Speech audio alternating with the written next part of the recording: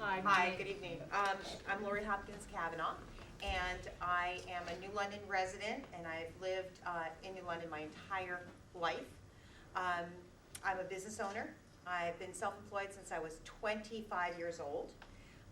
Owned two large companies. One was an advertising and public relations firm, and the second was a real estate brokerage company.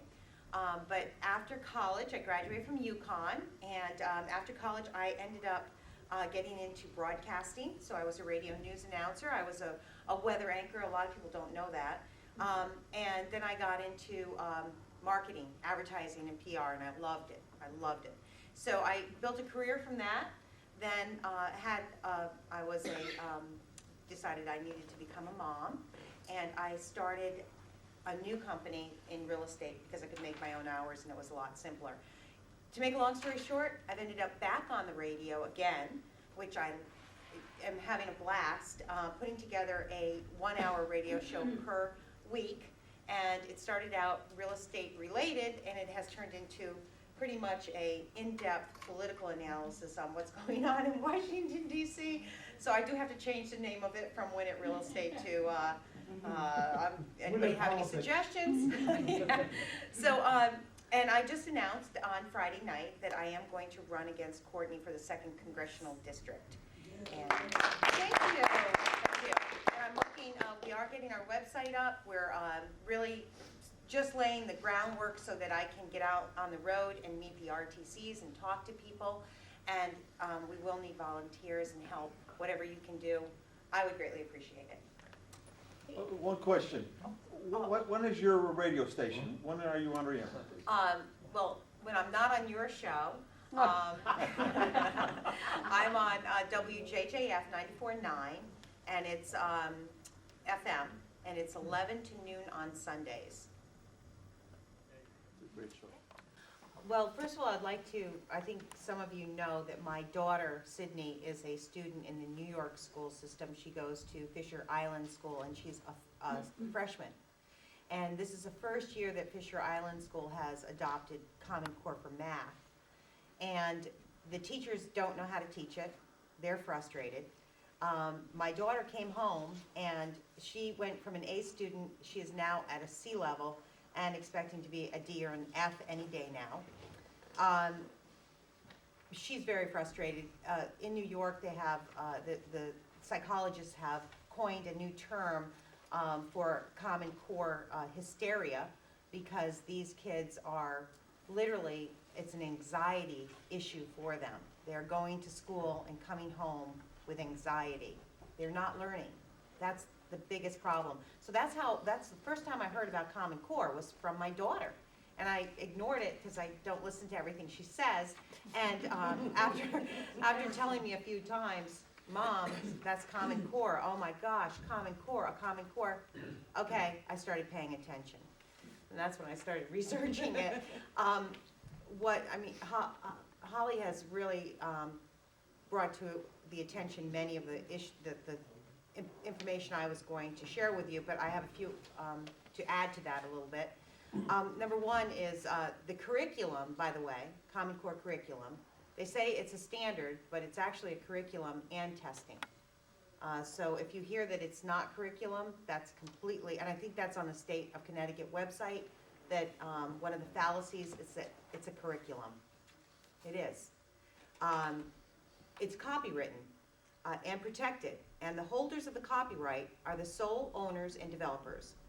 And because the reason for that is the government cannot legally copyright anything.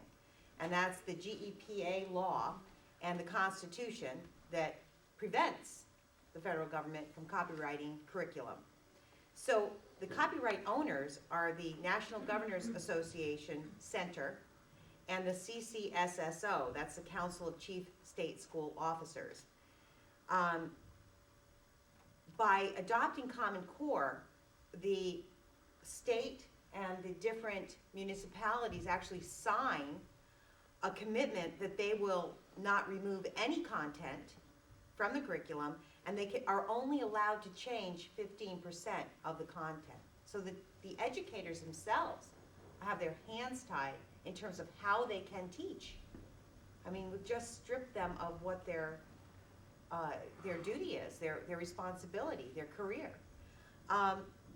The federal government incentivized adoption of the Common Core standards as part of the Race to the Top grants, and funded it with the 2009 stimulus money. So the other thing I want you to understand is if somebody says, for example, let's say our 2nd Congressional District Congressman says that he did not vote for Common Core, if you fund something, you vote for it. And originally, this was originally proposed as a requirement for Race to the Top money. The states who adopted Common Core standards would receive, I guess, extra points. So it's a point system that they have set up, and it's a competition for Race to the Top money. And as Holly pointed out, Connecticut has lost the competition twice, so they have not received one dime. Malloy has not received a penny. That's a big problem because we're adopting it and it's not funded. That's a huge problem in every single town and municipality in the state. Now, the U.S. Department of Education controls funding through the grants and can offer waivers, as we discussed, that can only be received if you accept Common Core standards. Now, prohibited by law is the creation of a national data mining system. The data mining is not legal nationally. But the Reform Act of 2002 gave authority for the federal government to publish guidelines for states to develop their own data mining and collection systems. The Education, and this is the name of it, Education Data Exchange Network and EDFAX are federally mandated data collection and storage systems that have been set up. I understand there's 2 of them. I'm not positive if I'm correct about that, and all of the states are using the same data collection system, and they're going to funnel it to these exchange networks so that the government can sort of, I guess, buck the system, the law. And then it will go to the U.S. Department of Education. They will feed the U.S. Department of Education. So in other words, the 5,000 people that we pay for in D.C. at the Department of Education, they're just going to collect it after everybody else does the work, which we're also paying for nonprofit organizations that run parallel to our Department of Education in order to accomplish nationalized education. The cost, as Holly pointed out, was estimated at $16 billion over 7 years. Half of that money, $7 billion, is to be spent on textbooks and technology, from what I understand, in the first 2 to 3 years. Holly, you gave a figure that the Gates Foundation provided to. The 4 organizations in the initial startup phase. How much was that? 150 million. Okay, you have 150 million that these organizations contributed, yet they're getting 7 billion back. Estimated, rough, okay? That's a pretty good deal. I mean, that's a great business transaction. Personally, I think they're really smart people.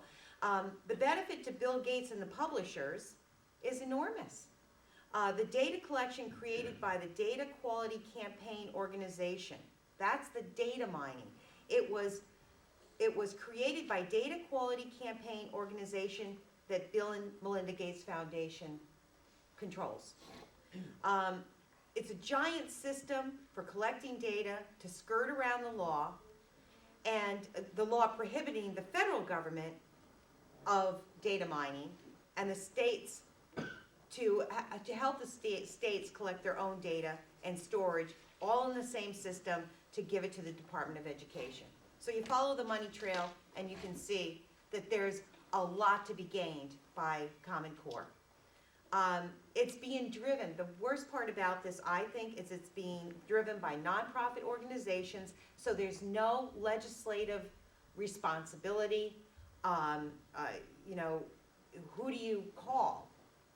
You're going to call a nonprofit organization and say, my daughter, my son is not doing so hot in school. Can you please answer some questions? They don't want to talk to you. Political advocacy groups. So this is an ideology that is actually in the curriculum that we have major, that's why our founding fathers decided that they did not want nationalized education, to prohibit this type of national ideology controlled by any particular political party, whether it be Republican, Democrat, or whatever other parties are going to be coming up into our country or exist now, from data mining our kids and really teaching them how to think. So these nonprofits and political advocacy groups, including CCSSO, are determining the curriculum. Governor Malloy, basically right now, we the taxpayers are blindly financing Common Core. That's the truth. In November 2013, Malloy came up with a $24 million grant, and in July, another $10 million grant for schools to acquire the technology, because we're not getting the Race to the Top funds. So he's trying to give this money to the inner city schools to buy computers, because if you don't have computers, you don't have the data mining, and if you don't have the data mining, you don't have Common Core. The public relations campaign, has everyone heard about that? $1 million to convince people that they like this in the state of Connecticut, that they're happy.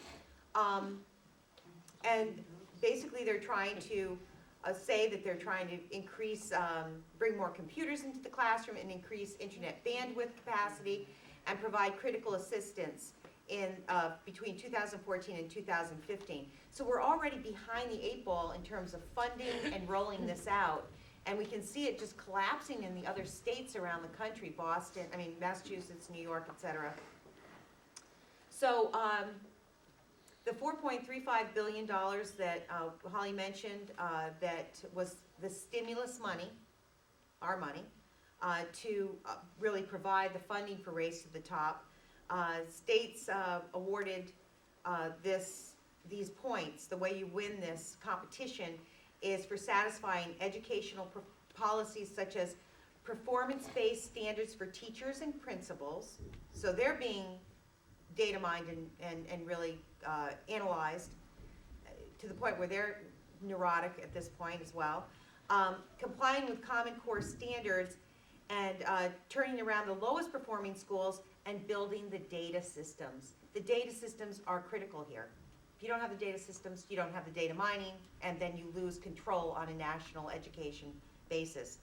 The state legislature never voted on Common Core. This is not a law. This is not a law. And taxpayers in each municipality are now being asked to fund Common Core in their school districts, and so we duplicated quite a bit, but that's all I have to put in tonight. Thank you. Thank you.